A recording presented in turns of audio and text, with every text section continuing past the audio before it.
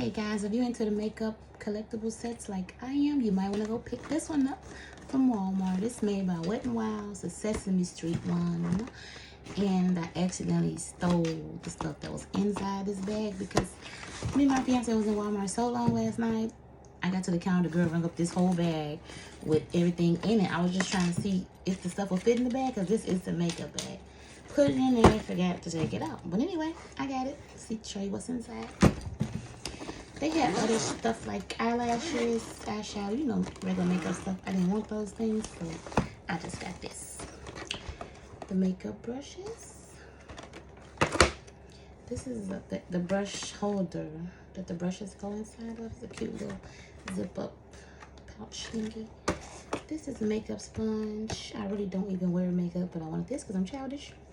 The sponge going inside this little trash can. And I'm definitely going to use this cute little Cookie Monster mirror. I'm mad I missed that Care Bear set that they had. I got a few things, but not all of it. And the last thing I got was the lip mask. So, yep, you want it, go pick it up. Walmart.